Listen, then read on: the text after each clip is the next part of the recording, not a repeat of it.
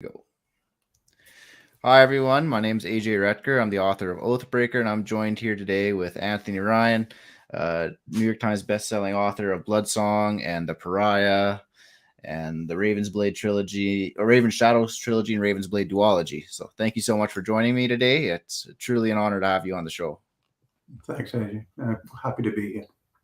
So, for some of you or some of the people who haven't read your books, can you give us like a quick elevator pitch of Bloodsong?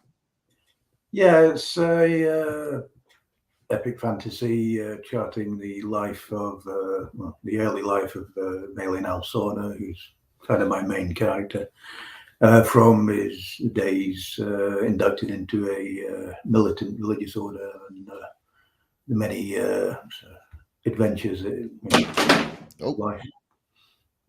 That's a poltergeist in the background. yep. But yeah, yeah, it's the first of three books in the Raven Shadow trilogy, which it's an epic fantasy trilogy and owes a lot to people like David Gemmell, who's one of the main inspirations for it. Right. So, how did you come up with the idea for the Raven Shadow trilogy? Because it's a very in-depth, well thought out world. It's very well rounded, and just like how did you come up with that the initial idea of Valen, I guess, joining this Sixth Order? Yeah, I can never really narrow down the moment of inspiration for anything. It's always a combination of things, usually over a period of years. Mm-hmm. Eventually come together, and it's a story that by the time I'm ready to write them, they're kind of demanding to be written. So yeah, I don't think there's any one thing. I was thinking a lot about religious conflicts. I think when first started thinking about it seriously, anyway, wasn't long after 9/11 and all of that. So things, themes of religious conflict were on my mind a lot. So I think that was probably the start of it. But a lot of it comes from my reading of history and lots of watching of movies and documentaries and everything else. It all kind of goes into the stew pot of my head, and if it turns into an idea, eventually it comes out as a book. Yeah, I definitely resonate with that. So, I read that you were self-published before being picked up by a traditional publishing house. How did that come about? Like, how did that kind of story kind of work its way? Yeah, reasons for self-publishing were that I sent the manuscript of Bloodsong to all the agents in the UK who were listed as dealing in fantasy, and they all sent it back. Some of them were, more complimentary than others, but for the most part, it was just a form rejection letter. This was in 2010, 2011, and it was just when the Kindle was taking off on Amazon, and just when self-publishing was becoming a viable thing. Prior to this, self-publishing was the act of desperate authors who, hardly ever sold anything. They just filled the garage up with books that never got sold. That they paid thousands of pounds of dollars to have printed, and nobody ever bought them. But with the advent of ebooks and Kindle and Amazon opening up the Kindle store to self-publishers, I gave you another opportunity. So here I had this fairly lengthy book that nobody I could find anyway who wanted to represent it or publish it in the UK. So I thought, why not? I'd written things before, various things that hadn't really worked out very well. I'd started a lot of books and never finished them. With Bloodsong, when it did take me 6.5 years to write Bloodsong, so I wasn't that keen on just sticking it in a drawer and forgetting about it. I did want to do something with it, and I just had a feeling, I might finally have something here, even though at that time traditional publishing didn't want it. So I put it up on the Kindle store. Initially I put it up on Smashwords. If anyone familiar with self-publishing, will know what Smashwords is. It was on Smashwords for about 6 months and sold 5 copies, which is 5 more than I expected to sell, if I'm honest. But it was only when I put it on the Amazon Kindle store then it's kind of started to snowball, and it went from 20 copies in the first month, then it was 500 in the second month. And by the time I got an email from Orbit asking if I'd like to have a conversation about having it traditionally published, it sold in the region of 30,000 copies, on my own, and that was from January to, I think, May 2012. So yeah, it all came as a bit of a surprise, and certainly getting approached by traditional publishing was a surprise. But there was, it went from there. There was a back and forth of negotiation and everything, and eventually it was published by Orbit, and they gave me a contract for the next 2 books in the series. Nice. That's awesome. It's awesome that you came from both the self-publishing background and now you're there as a traditionally published author. So you kind of know what to expect from best of both worlds. Yeah, I mean, my experience, I'm not one of those expert self-publishing authors who, make a living from being self-published and so on, who know all the ins and outs and know how to do all the advertising and marketing and all of that. I'm not one of them. I still dabble in self-publishing with my short stories and novellas and so on.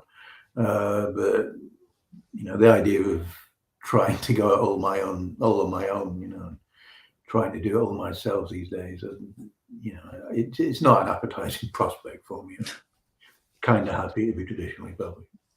Yeah, fair enough. I know the marketing as a self-published author. I know the marketing aspect and promoting your own book is really difficult, especially because I'm not one of those people who is just like, hey, look at me, I wrote a book. I'm very much introverted and just like, okay, Yeah. if you want to check it out, you can. But yeah, I mean, I'm not sure how much faith they put in a lot of the tips, but when you first start out doing this, or when you first start out with self-publishing, there's all this advice. Try this, try that. One of them was, hand out bookmarks to people. Print your own bookmarks and go around handing them out to people with a link to where to buy a book. And I remember being cornered by this guy in the canteen at work who gave me a bookmark for his memoir.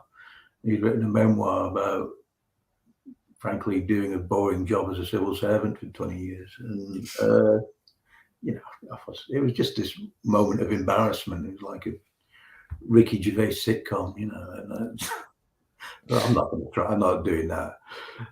It's all online marketing, if it's anything. I'm not handing bookmarks out to people. Fair enough. I didn't buy his book.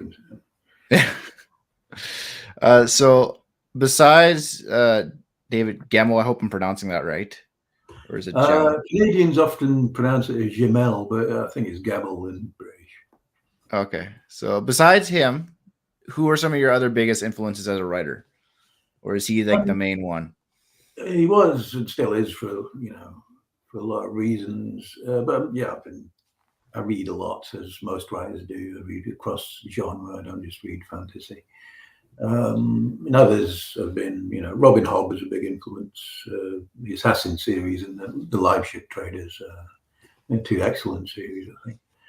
George R.R. Martin, who's probably an obvious influence for everybody. Going beyond fantasy, I read a lot of crime. I'm a big fan of James Ellroy. I don't read too much literature. I tend to read genre fiction, whether it's fantasy, science fiction, or crime. So yeah, I mean, the list is pretty endless really when I start thinking about it. Yeah, those are probably the main ones. Yeah. Do you ever? I know some of the other authors I've talked to on my channel, they've mentioned that they watched the Mark Lawrence's SPFBO or Spiffbo. Do you ever check out those books at all? The up and coming self published authors. I've read one on the most recent, the one that hasn't. I don't think they've chosen the winner yet. But I read, I hope I'm pronouncing it right, No List Groans, which is by Michael R. Fletcher and Clayton Snyder, I think.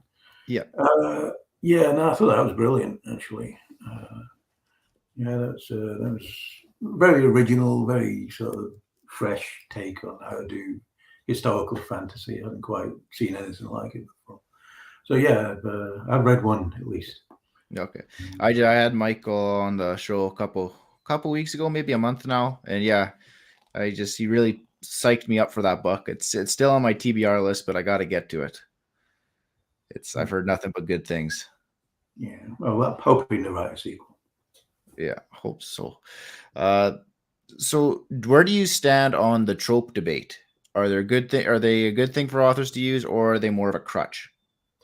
I think they can be a crutch, but they're also a good thing when it depends how you use them, you know. I mean, how do you define a trope? You know, are unicorns a trope? You know, but you could write and there have been people who wrote great novels about unicorns and managed to make them fresh and modern and interesting. You know, talking animals are a trope.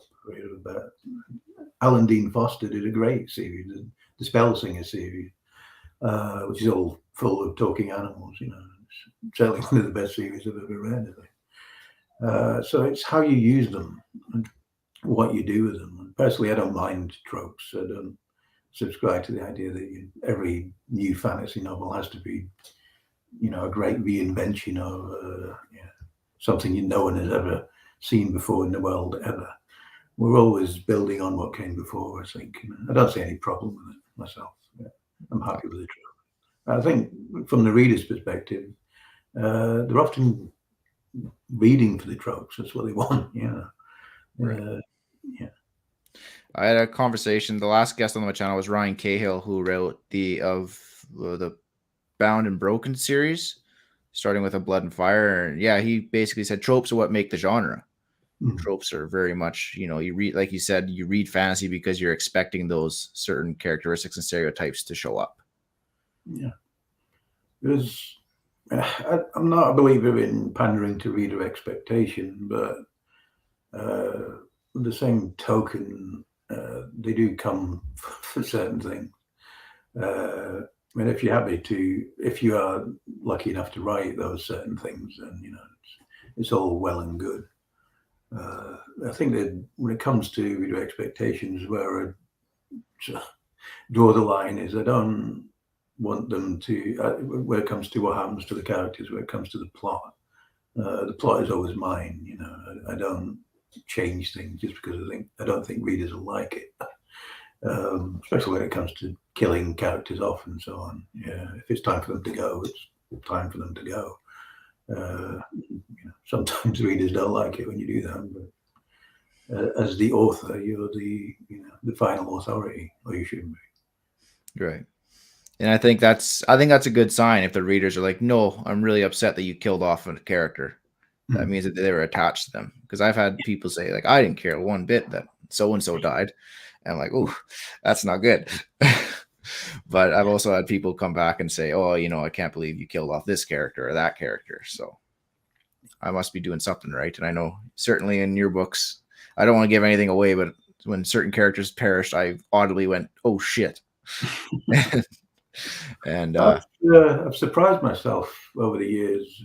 People I didn't think I was going to kill. Yeah, it just happened when I sat down to write that day. It turned out it was their time, you know. yeah. And I wasn't expecting it. So it's strange how it works sometimes. Yeah. Are you more of a planner, or do you more go by the seat of your pants when you write? I do plan my work, but no plan.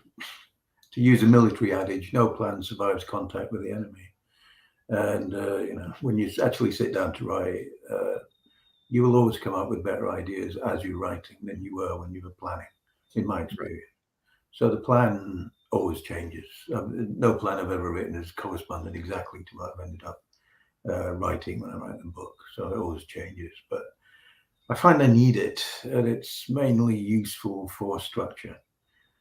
Something I think one of the starting points for me is when I'm ready to start writing, when I have the structure of the book.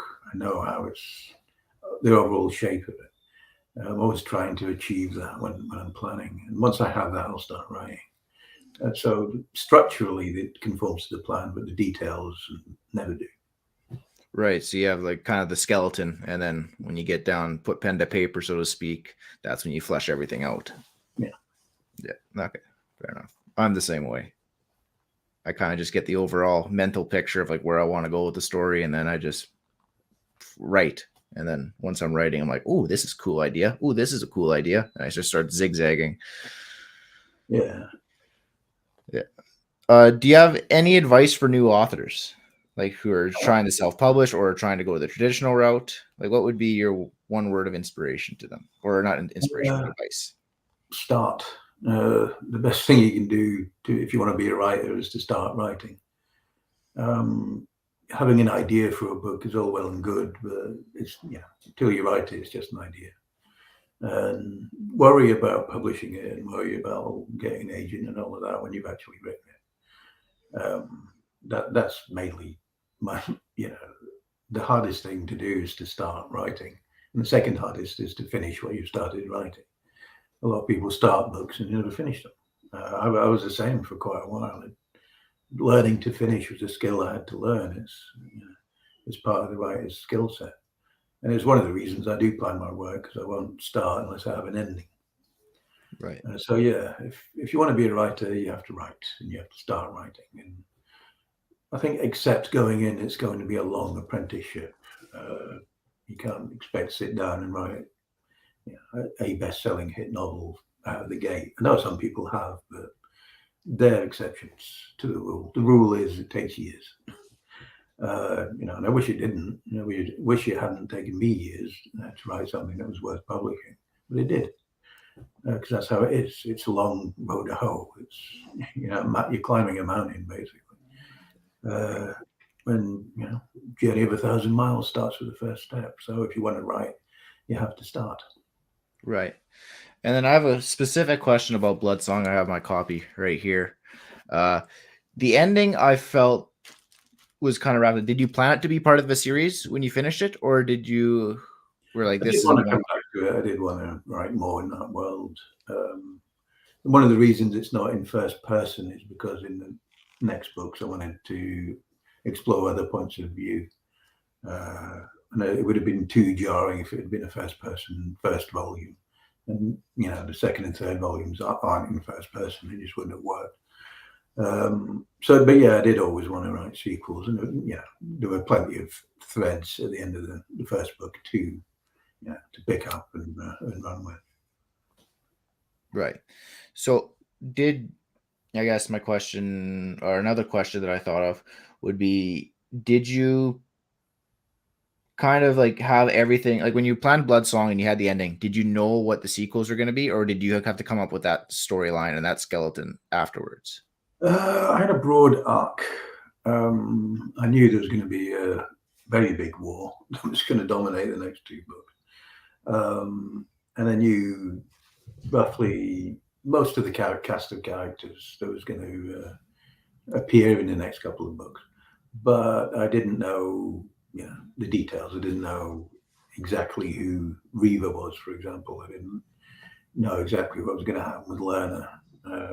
I think Frentis was probably the one who was the most, concrete in terms of, what I was going to do with him, and Valen, of course. But it was really only came together really when I came up with Reva as a character. For some reason, having her around from the start suddenly made the whole thing come together. Right. And then, oh man, I lost my train of thought because my microphone's falling down. Having some technical issues here. What would you say is the hardest part about writing a book? I think sticking at it. Consistency is probably the hardest thing. We're all surrounded by distractions. We're all surrounded by your phone blinking and beeping every now and again. And writing is hard. It's a hard thing to do, to sit down every day and come up with X thousand words of original thought. It's not the easiest thing to do. Because it's hard, you I think they call it resistance. People have written whole books about the resistance that writers go through and how you have to push through it. So yeah, I think sticking at it and doing it every day and showing up for work every day is probably the hardest part of it, I think. Right. And do you have like a specific word count that you hit every day, or no? Are you just more like, that's kind of all I'm tapped out once you write it? These days I used to have a 2,000 word a day word count because that's what Stephen King had on writing. So I copied him for a while, but I found after a while it was, I just couldn't do it really for months on end. And you do have to write for months on end when you're writing a 200,000 word book. It's not something you write in a week. You have to stick at it for months. And these days, I average around 1,000 to 1,200 words a day. Sometimes less, sometimes more. But I've been using there's a feature in Scrivener, if you use Scrivener, that tells you how many words a day you have to write to meet your overall word count goal by a certain time. And I've been using that a lot. And I find that in terms of consistency, it's quite useful. I mean, I keep a daily spreadsheet as well, so it's a sort of accountability thing. I'm filling in my spreadsheet about how many hours I spent writing and how many words I wrote. I find that tracking your progress is another thing that kind of keeps you going. Probably one of these psychological tricks you play on yourself to keep going. Right. So walk me through it the moment that you found out that you were on the New York Times bestseller list. What was that experience like? I like a lot of things. I mean, it's one of those things. A lot of this stuff happened relatively quickly, much more quickly than I was expecting. And it was just another one of things that happened over the space of about 2 years. I wasn't really expecting it. I've still got the screenshot of it, haven't I? But yes, it's one of those things you don't really know how to react. I was certainly pleased, but I wasn't dancing a jig around my living room or anything. But I was pleased by it. I think the bigger sort of genuine shock moment was getting that original email from Orbit, because that did come out of the blue. I really wasn't expecting it. So the way I remember it anyway was being more shocked by that than getting on the New York Times, right. Even though I probably should have been equally shocked. Fair enough. I mean, that's the goal, though, is to make it on that list. If you have a peek behind the curtain about how they compile the New York Times list, you can have a perfectly good career selling many thousands of books and never appear on the New York Times. So, I know it's one of those things. It's a nice thing to put on a byline. It's a nice thing to call yourself, but I don't think people should shoot for it as a good life goal or anything. Right. It's nice if it happens, but don't worry about it if you never hit the New York Times. It's fine. Right. So then, I noticed like on Mark Lawrence, he called you a master storyteller. There's quite a few other quotes as I'm looking up my copy of Bloodsong right here. Do you reach out to those authors personally, or was that more of the publisher that took care of that? I think the publisher did all that. Anyone you've heard of who praised one of my books is because the publisher sent them a copy. Apart from there are some book bloggers and other indie authors who I send books to from time to time. Dirk Ashton, I think you've probably heard of him. But for the most part, my publisher will send the books to other authors for comment. Now, I noticed that another guest I've had on the show, Sean Crow, who wrote The Godless Lands, I noticed that your name appeared on the cover as a comment. How did that relationship kind of come about? He just messaged me on Instagram one day for advice. If I can help people with advice, I will do. I can't read everybody's book, sadly. I don't have time. But we've been messaging back and forth and all of that. So when he said he had this book he was about to publish, would I mind taking a look? I said I would, but I told him it might take a while, and it did take a while before I actually got around to it. But it's a solid piece of fantasy, The Godless Land. It's like me, he's clearly influenced by David Gemmell. and that book is a sort of zombie apocalypse in a David Gemmell kind of world. Which I thought was a nicely original take. Right. Yeah, I really enjoyed that book, and he's an absolute awesome guy to talk to. I hope we'll have him on the show again, and soon when Godless Lands 2 comes out, or the sequel to it. I know he's been hinting at that. Would you ever co-author a book with someone, or is it no? Probably not. Probably.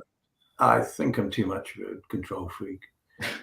I think I'd get too precious about it, because the way I understand collaboration works is you have to, talking about, killing your darlings, you have to let other people or someone else kill your darlings when you collaborate. And I think I'd have a hard time dealing with that, to be honest. And with writing secondary world fantasy, and I create my own worlds to write in, and I think I'm a bit too precious about owning them, and this is mine, you can't play with it, sort of thing.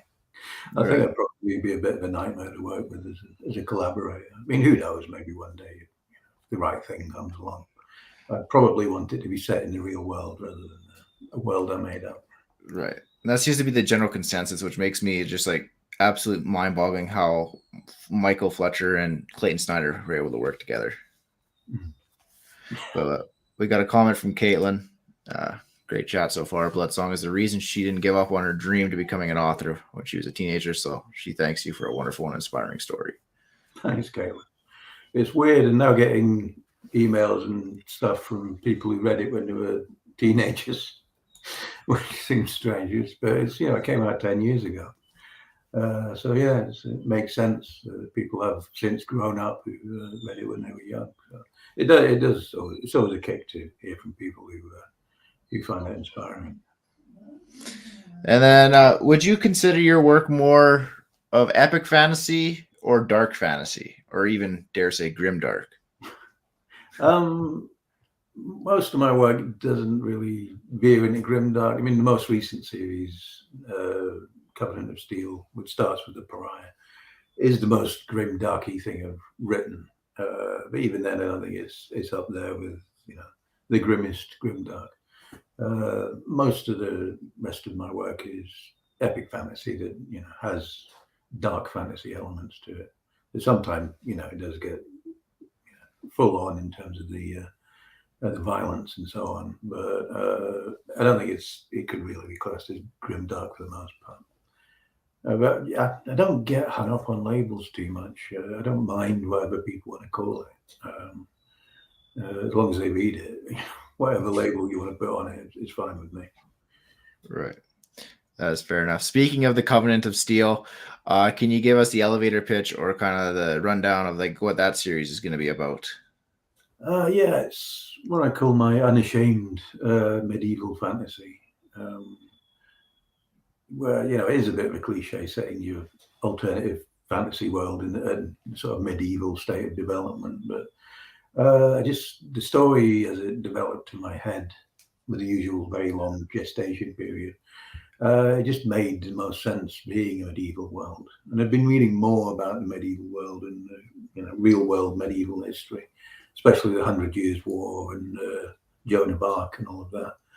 Which that was a sort of key inspiration here, and it's a story about a young man called Alwyn Scribe, who when we first meet him as an outlaw in a war-torn medieval type country kingdom, and we just kind of track him from his mid-teens through into his early adulthood as he becomes embroiled in this. What starts out as a civil war and eventually becomes a more religious conflict as he becomes involved with a woman who seems to be having some kind of religious vision experience, which is guiding her and steering her towards potentially darker deeds as it goes on, without giving too much away. Right. I know it's always hard to give the rundown without giving everything away. And to make it sound enticing enough. Yeah. So with the recent controversy that's come out about the Wheel of Time adaptation on Amazon, where do you stand on like TV or movie adaptations for your work? Would you like to see them, or are you more like, I don't want it to be contorted and twisted in a thing that doesn't resemble the book anymore? Uh, well, there may be some movement on the TV adaptation front for the Red and Shadow series. I can't say too much yet, but there's been some movement recently, so hopefully there'll be some kind of announcement soon. So that might be happening, as with all of these things, whenever it's an adaptation of any kind, it might happen. The odds Right. are generally against it. That's true of every adaptation that ever got made. So we'll see what happens with that. As far as it being changed and altered for the screen and so on, I'm not actually that precious about whether they change it or not. As long as it's good, I don't mind. As long as it's not destroyed in the process of being changed. I know a lot of people go on about Jodorowsky's Dune. Have you ever seen this whole book about Jodorowsky's Dune, which was the adaptation of Frank Herbert's Dune, which never got made? They made the David Lynch one instead, which I don't particularly like.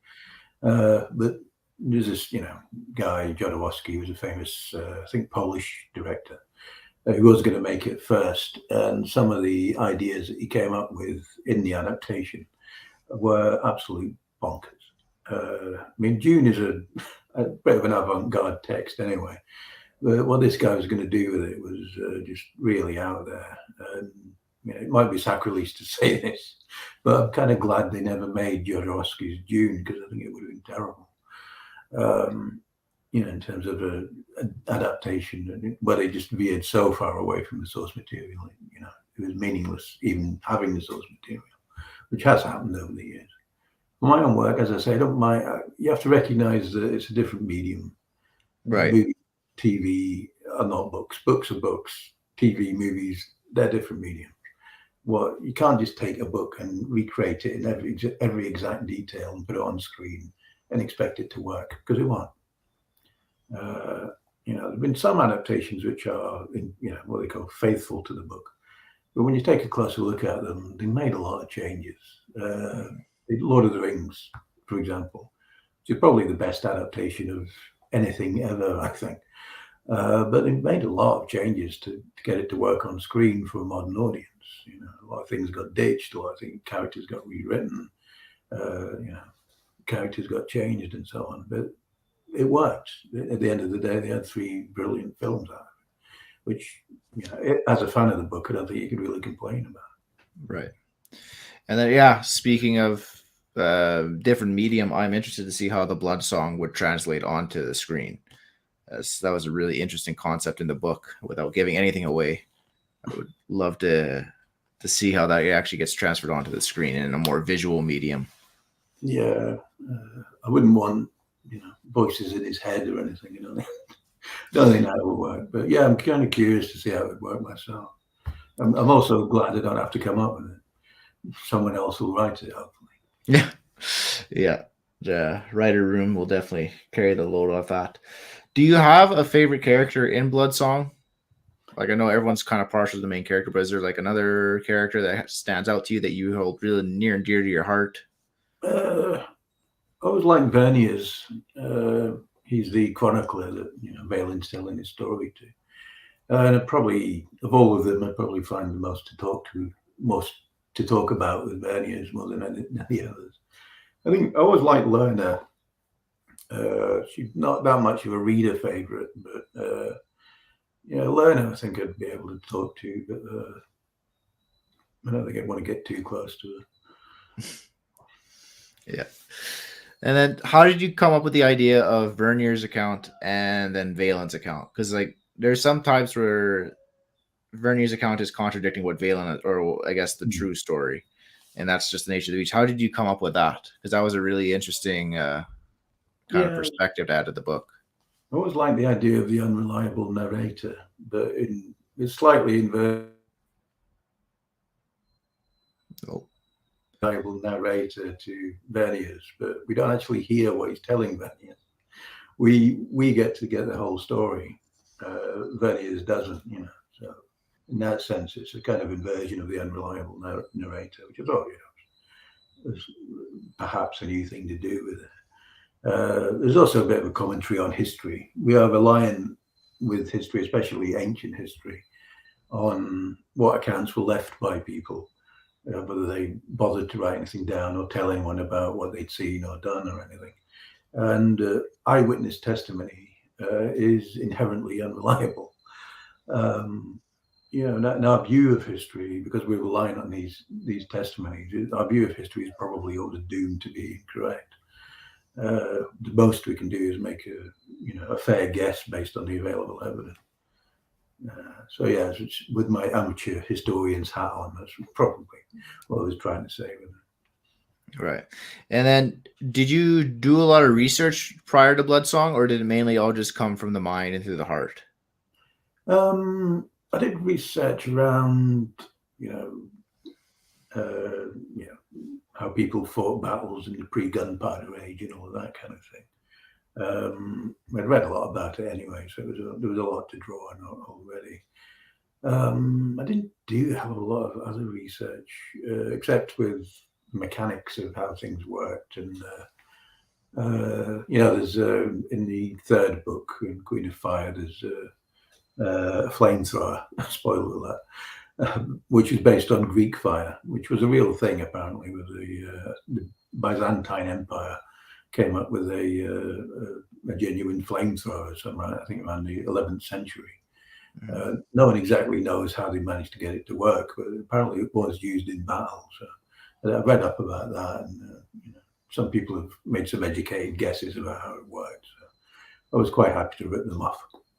It's a great thing about history. You can just steal it because there's no copyright on history. Absolutely. So I got to ask, because as I was reading your books, this thought came to my head. The idea of the dark or the gifted, did that kind of come about watching stuff like with X-Men and stuff like that? Or no, was it completely, totally different? There's probably an unconscious X-Men influence, because I noticed as it got on, as the story progressed, it became much more X-Men-y. Because they've all got an individual thing, they've all got. And one of the challenges with that story was coming up with a new gift. Every time a new gift had appeared, they had to have some kind of unique thing that they could do that nobody else could, which is probably where the sort of X-Men influence comes in. I wanted it originally to be a low magic world, or the magic gradually makes more of an appearance as it goes on. Didn't want everything to be solved immediately by magic, or if it was solved through magical means, there had to be a price for it. I think one of the keys to writing magic well is that there have to be rules, there have to be limits to it, and there has to be a price exacted for using it. Otherwise, the drama does not arise from the magical character turning up, saying a spell or waving their hand and everything's fixed. And there's no consequences to it. That is not drama. It's not story. It's not anything. Right. So, yeah. And then how did you approach the sequels? Because your sequels, the Tower Lord and Queen of Fire, and then the whole duology after Raven Shadow was completely phenomenal. How did you ensure to write a great sequel to your book? I think you can't be weighed down, as we were talking about reader expectations earlier. You can't be weighed down by that. If you write a popular book, people will email you or message you in some way saying what they want to happen in the sequel. And that, you can't be in any way swayed by that. You have to write the story you want to write, and it has to be an organic continuation of what you wrote in the first place. Sequels, because I think in series, I don't really find it that onerous, when dealing in sequels. Most of what I write, I do think in multi-books. When I write one book, I'm generally thinking there'll probably be a sequel to it. I haven't written that many standalone things. So when you think in terms of the broad arc of the story from the beginning, the sequels aren't, I think, that difficult. I mean, I did with the Raven's Blade, I did have the benefit of having 3 years off from Valen, so I had plenty of time to think about how I was going to bring him back. And the biggest challenge, I think, with a very long series is finding or having enough time for the ideas to come together to produce something that's worthwhile, I think. Right. That's absolutely. So, like, I guess one of the questions that I have here is that the Covenant of Steel. Did you, or is that's planning to be a trilogy as well, or is it more of a series? It would be a trilogy. It would be 3 books. But Okay. as ever with me, now I've started thinking about other books in that world. Whether they'll see the light of day, I don't know. Depends if my publisher's interested in them. But yeah, it'd be interesting to have a multi-book series in that world where it's not written in the first person, because the prior and the sequels are all written from in first person from Alwyn's point of view. And it'd be nice to do a sort of multi-point of view epic series in that world, exploring different parts of it, I think. I probably want to get away from the sort of European-esque part of it that we see in the first 3 books, and sort of go beyond it. Right. And I noticed in the Ravens Blade duology, you kind of shifted away from the traditional European kind of history and went very much to the Isles in the West, I believe it was, or the Far West. Yeah. Far West. Yes, thank you. And did you have to do lots of research for that, or did you kind of already know about the Southeast Asian kind of history a little bit to I craft knew the a world? bit. Yeah, I knew some, but I did do some detailed reading up on Ming Dynasty China and the broader swath of Chinese history. I mean, it's a vast subject, so obviously I couldn't cover it all in detail, but I did certainly read up on it. And it was really trying to get my head around how empires in China through the ages had been organized. And it's well known that the Chinese empires throughout history were a lot better organized than any of the European kingdoms that were around at the same time. They had all of the basis of a nation state that we didn't have in Europe at the time, and the Chinese had already come up with it hundreds of years before. So they're fascinating. It's a fascinating thing to study, that whole period. As ever with research, it's like in the book you only ever see the tip of the iceberg. There's a huge amount that I thought would have been cool to include in those books, but if they don't fit with the story, then I'm not comfortable trying to shoehorn it in just because it was this cool thing I read about Ming Dynasty China that I wanted to put in there.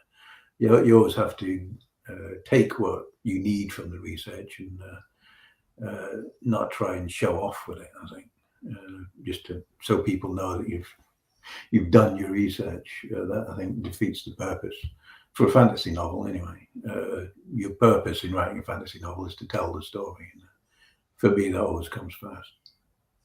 Right. Did you ever write yourself in a corner in that duology at all, or I guess in any of your books where you're writing and you're like, oh crap, how am I gonna make consequences for this, or how am I gonna fix this problem? Because one thing that go ahead. one problem, or not problem, but one thing I noticed was that the siege that I forget the main villain's name in the Raven's Blade. Kelbrant, thank you. He's the Gifted. I was like, how in the world is Valen and them going to survive a siege with all this Gifted and all these heretics? Like, to me, I felt like if I was writing that story, I would have written myself into a corner there and would have been stumped. So did you ever experience that, or did you have it all fleshed out and knew kind of exactly how they're going to get out of those sticky situations? I think with that one, I'd worked it out in advance, but there have been other times where I've had to go back and do a bit of surgery on LHS just to plant the seeds that are going to grow later on, so it'll make sense. So you'll have the means of escape from an apparently inescapable place. And I think that's just all part of the normal course of writing, really. When I tend to run into plot problems, it's you're getting from A to Z. You want them to go from here to there, but you have to find a reason or a means of getting the characters from one place to another. That's always not always challenging, but it can sometimes. That's when I run into difficulties. I don't stop when I'm writing, but sometimes I will slow down just to write things out. Right. And then another question that I ask all the authors that come on my show. This is nothing book related, but I'm taking a tally. I'm making a little spreadsheet. Would you rather fight an orangutan once a year or a chicken every time you get into your house? I don't know. I mean, it's got to be a pretty aggressive chicken, isn't it? I mean, chickens are kind of the devil's spawn. Is it the same chicken every time, or is it different chickens? I would say it's a different chicken. Yeah, right. So it's not learning from its experience. It's just no. It's a family of kamikaze chickens. I'd kill a chicken to eat it. That seems to be the free dinner, then, isn't it? Yeah, chicken. Yeah, it seems to be up against an orangutan. They'll bloody kill you. Yeah, I've had 2 authors out of I think the 7 that I mentioned before that said they would take on an orangutan. I believe Sean Crow was one of the ones that said, "I'll take on the orangutan." So might have to grill him about a hard time with that decision. My money's on the orangutan. Yeah, same here. But for those, I guess, I usually ask people before we end these interviews where we can get your books. But seeing as you're traditionally published, you're in almost every bookstore. You're on Amazon. There's really no place we can't find you. The website's anthonyryan.net if anyone wants to check it out. You can join my mailing list there if you want. Yeah, it's all there. All right, perfect. Well, thank you so much for taking time out of your day and joining me today. I absolutely appreciate it. Thanks for everyone for tuning in, and we'll see you all next time. Thanks a lot. Thanks. Take care.